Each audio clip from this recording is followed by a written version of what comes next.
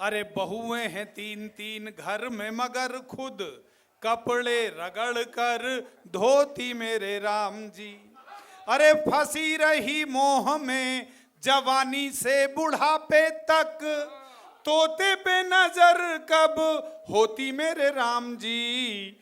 पहले 5 बेटे बेटी साथ में सुलाए, अब सो रहे हैं पोती और पोते मेरे राम। जरा अल्हड़ जी तक आपकी तालियां पहुंचे तो अल्हड़ जी। मैं इसी क्रम में भाई मुकेश शर्मा को आमंत्रित करूंगा। मुकेश भैया बहुत अच्छे कवि हैं और उनके बड़े भाई नंद किशोर किशोर जी। मुकेश भैया 2 शब्द अपने इस अवसर पर अवश्य कहें अपनी भावना। मंच को प्रणाम करता हूं, आप सभी को प्रणाम करता हूं।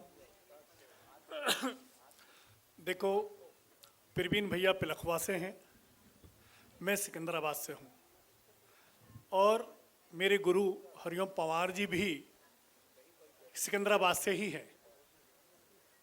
और सिकंदराबाद का होना और पिलखवा का होना ये अलग बात है, मगर वहाँ रहना अलग बात है और वहाँ से निकल कर के वहाँ का नाम रोशन करना ये और बड़ी बात है। क्योंकि मासूम गाजियाबादी जी की 4 पंक्तियां हैं कि तुम्हारी शख्सियत से सबक लेंगी नई नस्लें, अपनी मंजिल तक वही पहुंचा है जो अपने पांव चलता है।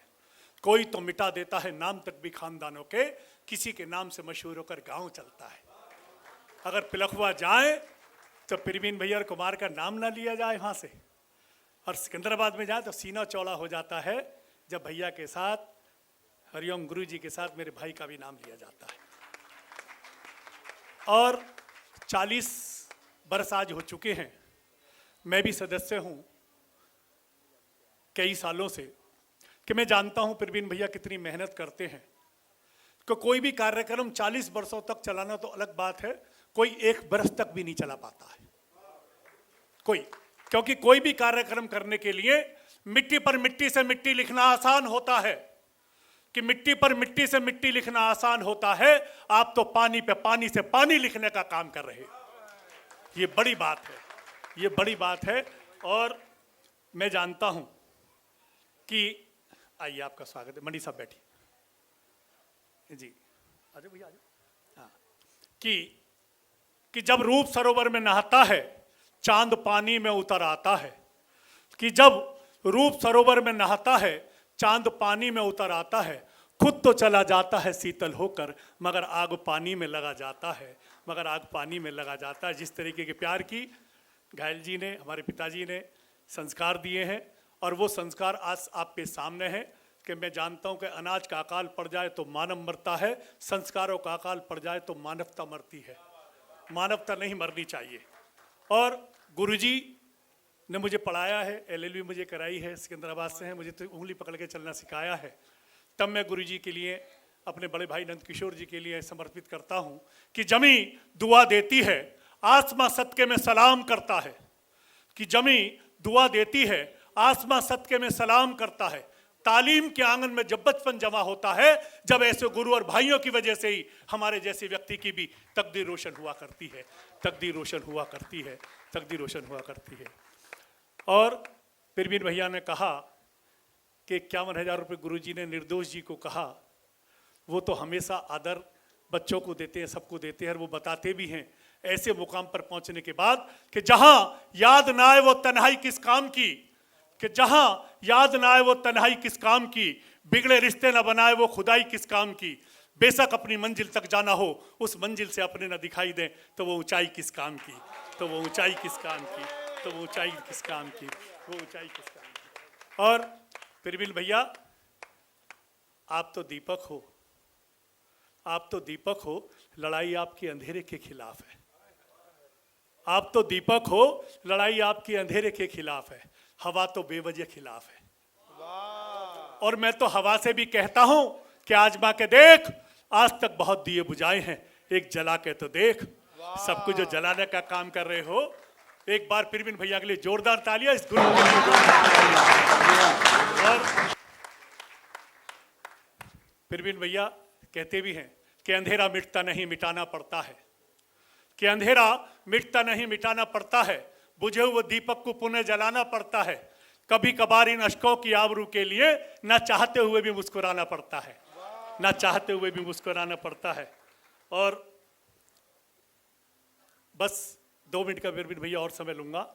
गुरुजी ने शिक्षा दी है कि एक दिन मैंने दिल की जीरोक्स कराई, एक दिन मैंने दिल की जीरोक्स कराई, सबसे साफ छवि केवल बचपन की नजर आई,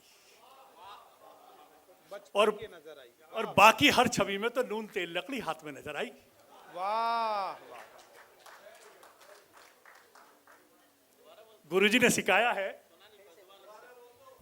एक दिन मैंने बचपन की जीरोक्स कराई,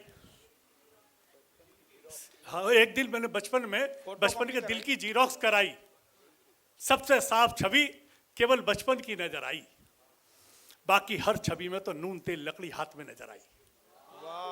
ये जीवन है, इसे जीवन को काटना है। और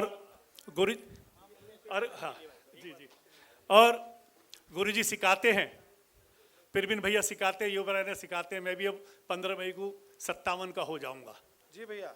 और जब हो जाऊंगा, जब गुरुजी सिखाते हैं, गुरुजी को देखता हूं, उनकी चाल देखता हूं कि ए उम्र कर दे इतनी सी खता, कि ए उम्र कर दे इतनी सी खता, तेने बचपन तो छीन लिया, बचपना छीन के दिखा।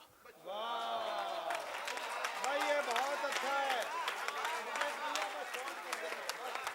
बहुत अच्छा। ए उम्र कर दे इतनी सी खता, तेने बचपन तो छीन लिया, बचपना छीन के दिखा। वाह वाह वाह वाह। और ये तो ऐसा ही बचपना सिखाते हैं। बस जी, अच्छा बात, बस एक इस पावन मन से 40वीं वो है, एक पावन मन से केवल मैं प्रवीण भैया से एक भीख मांग के जा रहा हूं। इस मन से जा रहा हूं, इस मंच पर बोल पहली बार रहा हूं, आता हर साल रहा हूं। जब एक भीख मांग के जा रहा हूं, जब भी हम इस तरीके का कोई भी कार्यक्रम कराएं, बर्थडे कराएं, एक पौधा जरूर कहीं ना कहीं इस साहित्य संस्था की ओर से लगाएं, और लगाए नहीं, उसे सींचें, हर साल देखें। मोहिनी दीदी जी बैठी हैं, जब मैं पौधे के लिए कहता भी क्यों हूं, गुरुजी के चरणों में समर्पित है कि फिर अपना समय लूंगा, अपने स्थान पे बैठूंगा, आपको सुनूंगा कि पौधे के लिए कहता भी क्यों हूं कि पेड़ फल फूल देते हैं, परेशानी नहीं देते, कि पेड़ फल फूल देते हैं, परेशानी नहीं देते, ये हरियाली देते हैं, वीरानी नहीं देते, बाद मरने के उसे हक नहीं है लकड़ियों का, जो जीते जी पेड़ लगा के उसको पानी नहीं देते। बहुत जरूरी है, पेड़ जरूर लगाएं और जीवन में यहाँ से सीख के जाएं, यहाँ से सीख के जाएं कि कितनी खूबसूरत जिंदगी हो जाती है हल्की सी मुस्कुराने से। फिर भी लोग बाज नहीं आते मुंह फुलाने से, कोई मुंह नहीं फुलाना, हंसी पूर्वक यहाँ से जाए। हर साल आता, हर साल जाता, हर साल आता, हर साल चला जाता है। साहित्य प्रेमी ये आशा करता है इस साल आपको वो मिले जो आपकी का दिल चाहता है।